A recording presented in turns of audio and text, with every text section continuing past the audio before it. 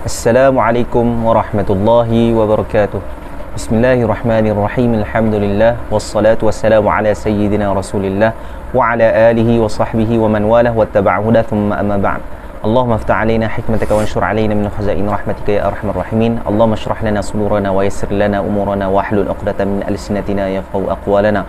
Allahumma atliq alsinatana bi tilawati kitabikal azim warzuqna tilawatan sahihatan fasihatan mutabiqatan lil manquli 'an Rasulillah sallallahu alaihi wasallam min ghairi ziyadatin wala nuqsan ma'a tadabburi wa tafakkuri wal 'amali bi muqtadal Qur'anil azim ya rabbal alamin. نوينا التعلم والتعليم والتذكر والتذكير والنفع والانتفاع والاتفادة والاستفادة والحث على التمسك بكتاب الله وسنة نبيه صلى الله عليه وسلم والدعاء إلى الهدى والدلالة على الخير ابتغاء وجه الله ومرضاته وقربه وثوابه آمين اللهم آمين. قال الله سبحانه وتعالى أعوذ بالله من الشيطان الرجيم ورتل القرآن ترتيلا وقال النبي صلى الله عليه وسلم خيركم من تعلم القرآن وعلمه. Alhamdulillah, bersyukur kita kepada Allah Subhanahu Wa Taala kerana diberikan peluang dan kesempatan untuk bersama-sama lagi dalam perbincangan kita berkaitan ilmu tajwid. InsyaAllah kita akan terus kepada siri kita, siri yang ke-47 pada membincangkan Risalah Al-Burhan fi Tajwidil Quran karangan Al-Imam Al-Syekh Muhammad Shadiq Qamhawi rahimahullah ta'ala. Qala al-musannif rahimahullah ta'ala wa nafa'ana bihi wa bi'ulumihi wa bi'ulumi syaikhihi wa masyayikhina fid darain amin. Okey, tajuk yang seterusnya ialah bab al-mithlain. Yang ni bab yang pertama di dalam pecahan yang keempat. Qala al-musannif al-awwalu al-mithlan huma al-harfani alladhani ittahada makhrajan wa sifatan. Okey. Al-mithlan, kalau dalam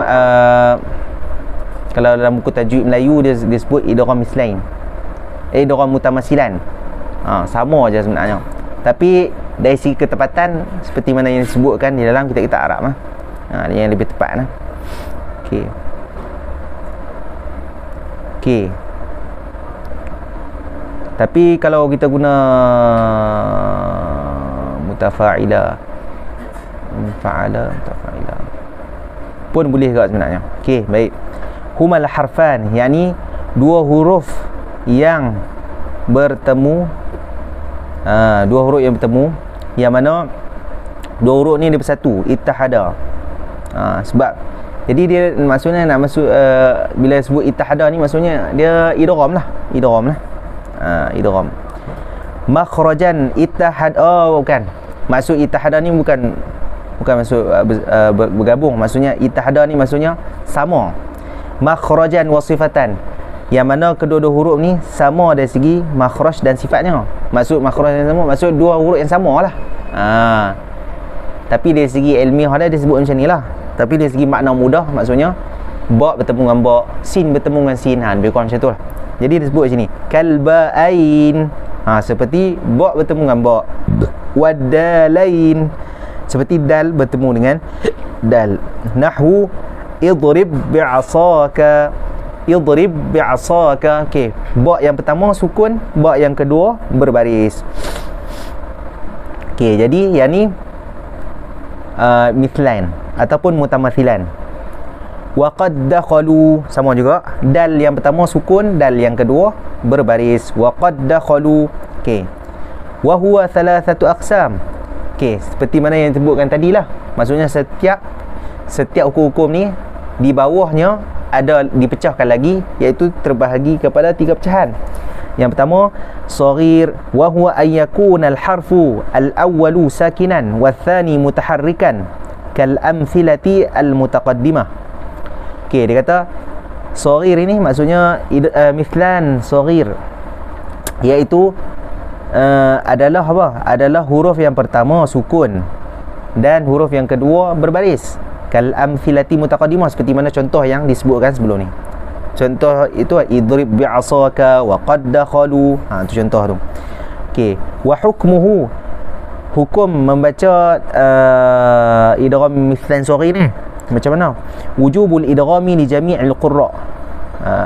Masuk wujud dekat wujub dekat ni bukan wujud fardu ain ke apa. Maksudnya wujub wajiblah kita membaca dengan, kalau tak baca dengan dia maka tak sempurnalah hukum tersebut. Nampak nah? Maksudnya cacat lah, cacat. Okey. Bukan wajib syar'i, tapi wajib fil qiraah, nampak ah? Qiraatan. Okey. Wujubul idgham li jami'il qurra. Wajib idgham bagi semua qurra. Qurra ni maksudnya ulama-ulama yang yang terlibat dalam ilmu Quran ni. Wa dzalika illam yakunil awwalu harfu mad. Harfa mad. Dan sekalipun sekalipun bukanlah huruf yang pertama tu huruf mad. Qalu wa dzalika, tidak Ustaz ayat dia? Wa dzalika illam yakun awwal. Illam kan? Ada lam kan? Okey, dia kata wa dzalika illam yakunil awwalu harfa mad. Dan jika bukanlah yang pertama tu harfu mad. Okey.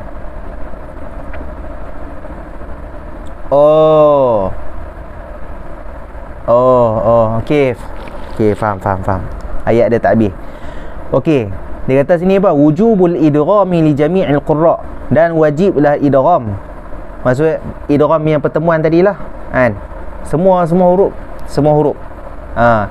Ba bertemu dengan ba, tak bertemu dengan tak, sampai habislah huruf-huruf hijaiyah yang ada lah. Okey, dia kata semua ni wajib, melainkan apa? Melainkan jika apa? Jika pertemuan tersebut ada melibatkan apa? Melibatkan huruf mad. Kalau yang macam ni tak wajib tak wajib idgham. Contoh dia bagi situ, qalu wa hum. Jadi bila kita jumpa dekat situ qalu, lu tu ada waw harfu mad. Waw tu sukun, betul tak? Kemudian huruf yang kedua waw yang berbaris. Jadi dekat situ kita tak boleh baca idgham. Kalau contoh kita baca idgham, dia jadi macam mana? Qalu wa hum. Qalu wa hum. Kita kena syaddahkan dia, kita kena tekan, sebab idgham ni dia kena syaddah lah. Tapi dekat sini berlaku pengecualian. Berlaku pengecualian. Lepas tu disebut lagi beberapa pengecualian.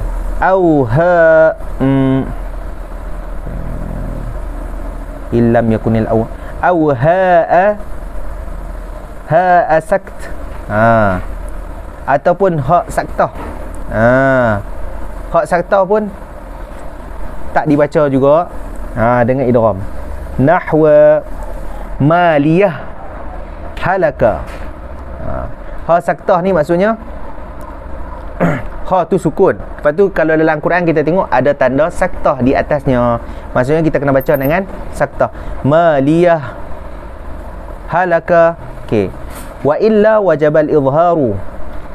Dan kecuali wajiblah izhar fil mithalil awal li'alla yazula al-maddu bil idgham. Dia kata jenis yang pertama iaitu qalu wa hum, yakni huruf yang sama seperti waw bertemu dengan waw, kerana waw yang pertama tu adalah waw huruf mad. Okey. Dia kata wajib izhar. Kat situ baca dekat pertemuan yang seperti itu wajib dibaca dengan izhar. Li'alla yazula al-maddu bil idgham. Kerana jika dibaca dengan idgham maka hilanglah hukum mad tersebut. Qalu wa hum. Sedangkan kat situ ada huruf mad, ada hukum mad kat situ. Kalau kita idghamkan maka hilanglah hukum mad tu. Jadi tak tepat bila kita baca dengan idgham. Apa? Wajaza fi tsani ijra'un lil wasli majral waqfi. Dia kata dan haruslah pada pertemuan yang kedua, iaitu dekat maliyah halaka. Okey, dekat situ harus. Dekat situ harus. Bahkan kalau kita baca hukum hukum saktah di dalam Al-Quran mengikut Hafs an Asim, ada 4 tempat saja yang wajib baca. Dekat maliyah halaka, dekat sini tak wajib.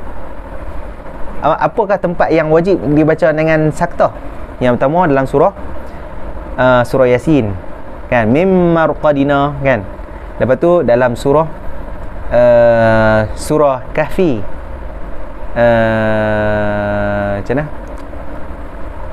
Anzala ala abdil kitab walam yaj'al lahu iwaja qayyima. Situ wajib baca dengan saktah. Lepas tu dalam surah Qiyamah, kalla bal rana ala kan, wa qila man raqa. Okey, itu dalam surah Al-Qiyamah. Lepas tu dalam surah Al-Mutaffifin, kalla bal rana ala qulubihim. Okey, itu 4 tempat saja yang wajib untuk kita membaca dengan saktah.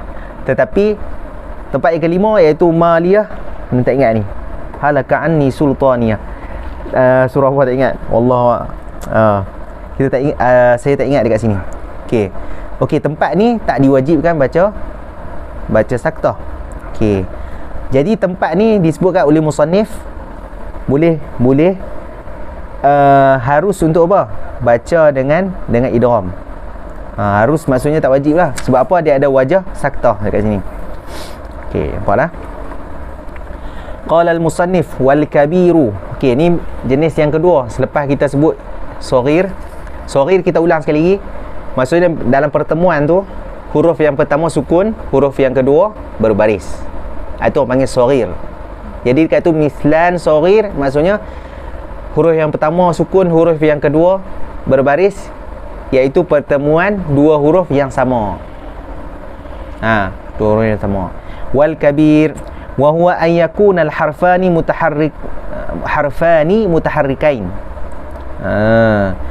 Nahwu, iaitu pertemuan antara dua huruf yang berbaris. Fihi huda warrahimi maliki, ar-rahimi maliki wa hukmuhu al-izhar. Dan hukum membaca idgham kabir ni, maksudnya idgham mithlan kabir, hukum dia adalah izhar li jami'il qurra, oleh semua para qurra, ma ada as-Susi, melainkan Imam Susi. Tadi kita sebut tadi, Imam Susi ni adalah sahibu idgham kabir, sahibu idghamil kabir. Falahul idgham, melainkan Imam Susi yang membaca dekat idgham kabir ni sebagai idgham. Okey. Kalau jumhur qurra, jumhur ni maksud majoriti lah, majoriti. Dia baca macam mana? Dekat sini, fihi huda, fihi huda, fihi huda. Okey. Tapi Imam Susi dia baca macam mana? Imam Susi dia sukunkan hak yang pertama. Jadi maksudnya dia baca dengan idgham. Okey, disebabkan sebelum daripada hak tu ada huruf mat, maka dekat sini ada 3 wajah, iaitu bacaan mat 2, 4, 6. Okey, kita akan baca dengan 2 harakat. Fi huda 2 harakat. Lepas tu 4 harakat. Fi huda. Okey, 4 harakat. Lepas tu 6 harakat. Fi huda. Okey. Sama juga yang contoh yang kedua tu, Ar-Rahmanir Rahim tu, Ar-Rahimi Maliki. Tu kalau jumhur atau majoriti yang baca. Tetapi kalau Imam Susi dia akan baca sama juga, sebab sebelum dia ada huruf mat, maka dia akan baca dengan 2, 4, 6. Ar-Rahim Maliki. Sebab dekat Maliki ni hanya Imam Asim dengan Kisai saja yang membaca dengan biisbatil alif, Maliki. Kalau jumhur baca tanpa alif, Malik. Okey. Ni mula dia baca, Imam Susi dia baca 2 harakat. Ar-Rahim, Ar-Rahim Malik. Lepas tu 4 harakat. Ar-Rahim Malik. Lepas tu 6 harakat. Ar-Rahim Malik. Okey. Okey, yang seterusnya pecahan yang ketiga, wal mutlaq. wa huwa ay yakuna al-harful awwalu mutaharrikan wa tsani sakinan. Okey, mutlak ni huruf yang pertama sukun, huruf yang kedua huruf yang pertama berbaris, huruf yang kedua sukun. Silap ma'ziratan. Okey. Nahwu ma nansakh syaqaqna. Nampak nansakh, nun bertemu dengan nun. Tapi nun yang pertama berbaris, nun yang kedua sukun. Yang ni orang panggil mithlan mutlaq. Lepas tu syaqaqna, qaf bertemu dengan qaf. Qaf yang pertama berbaris, qaf yang kedua sukun. Okey. Wa hukmuhu al-izhar. Hukum pada jenis ni yang ni mithlan mutlaq ni, hukum dia adalah izhar min ghairi khilaf. Tidak tanpa khilaf, maksudnya sepakat semua qurra membaca dengan izhar pada keadaan ini. Wa qad dzakaru hadha an-naw'a, dan telah menyebutkan para qurra akan berkenaan jenis ni tatmiman, secara sempurna lil aqsam, dengan jenis-jenisnya. Maksudnya pada mukadimah tadi kan kita dah disebut ada 12 pecahan yang tu yang disebut. Wa in kana la yutarattabu alaihi faidah. Dan sungguhnya tidak ada faedah untuk kita menyusunnya. Maksudnya maksud sini apa dia?